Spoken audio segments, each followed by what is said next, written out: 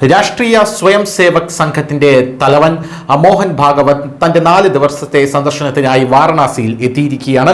അദ്ദേഹം ഞായറാഴ്ച രാവിലെ അവർ മാൽദഹിയയിലെ ലജ്പത് നഗർ പാർക്ക് ബ്രാഞ്ചിലെത്തി. അവിടെ അദ്ദേഹം സ്കൂൾ പരിപാടികളിൽ പങ്കെടുക്കുകയും അവിടെയുള്ള വളണ്ടിയർമാരുടെ ചോദ്യങ്ങൾക്ക് ഉത്തരം നൽകുകയും ചെയ്തു. ഇതിൽ പ്രധാനപ്പെട്ട ഒരു കാര്യം എന്താണെന്ന് പറഞ്ഞാൽ ഭാരത് മാതാ കി ജയ് എന്ന മുദ്രാവാക്യത്തെയും കാവി പതാകയും ബഹുമാനിച്ചാൽ മാത്രമേ മുസ്ലിങ്ങൾക്ക് RSSൽ ചേരാൻ സാധിക്കൂ എന്ന് അദ്ദേഹം ഊന്നി പറഞ്ഞിരിക്കുന്നു എന്നുള്ളത്. മുസ്ലിങ്ങൾക്ക് RSSൽ ചേരുന്നതിന് തടസ്സമൊന്നുമില്ല. പക്ഷേ ഭാരത് മാതാ കി ജയ് എന്ന് പറയുന്ന ഇന്ത്യയുടെ ആപ്തവാക്യം ഏറ്റുവിളിക്കുകയും കാവി പതാകയെ അവർ ബഹുമാനിക്കുകയും ചെയ്യണം എന്നുള്ളതാണ് ഇവിടെ കൃത്യമായി RSSന്റെ സർസംഘചാലക് പറയുന്നത്. ഒരു സ്കൂൾ പരിപാടിക്കിടെ മോഹൻ ഭാഗവതിനോട് ഒരു ചോദ്യം ഇങ്ങനെയായിരുന്നു: നമ്മുടെ മുസ്ലിം അയൽക്കാരെയും സംഘത്തിലേക്ക് കൊണ്ടുവരാൻ കഴിയുമോ എന്നുള്ളതാണ്.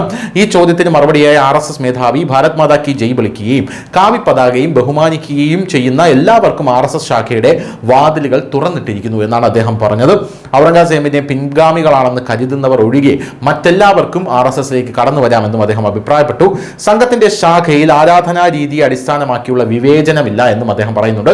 നമ്മുടെ ജാതി, മതം, വംശം എന്നിവ വ്യത്യസ്തമായിരിക്കാം, പക്ഷേ നമ്മുടെ സംസ്കാരം ഒന്നാണ്. ആ സംസ്കാരം നമ്മൾ മുറുകെ പിടിക്കേണ്ടതിന്റെ ആവശ്യകത എത്രത്തോളമാണ് എന്നാണ് അദ്ദേഹം കൃത്യമായി പറഞ്ഞത്.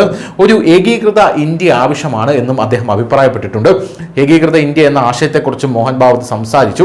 അദ്ദേഹം പറഞ്ഞു, ഏകീകൃത ഇന്ത്യ എന്ന ആശയം പ്രായോഗികമല്ലെന്ന് ചിലർ വിശ്വസിക്കുന്നു, എന്നാൽ സത്യം അത് സാധ്യമാണ് എന്നുള്ളതാണ്. സിന്ധ് പ്രവിശ്യയിലെ ഇന്നത്തെ സ്ഥിതി നോക്കൂ. ഇന്ത്യയിൽ നിന്ന് വേർപെടുത്തിയ ഭാഗങ്ങൾ ഇന്ന് വിവേചനം നേരിടുന്നു. സംഘത്തിൽ ആരും ഒരിക്കലും വിവേചനം കാണിച്ചിട്ടില്ല. ഞങ്ങളുടെ ശാഖകളിലേക്ക് എല്ലാവർക്കും എപ്പോഴും സ്വാഗതം എന്ന് പറഞ്ഞുകൊണ്ടാണ് RSSന്റെ സർസംഘചാലകായിട്ടുള്ള മോഹൻ ഭാഗവത് തന്റെ മറുപടി അവസാനിപ്പിക്കുന്നത്. News desk, news India Malayalam.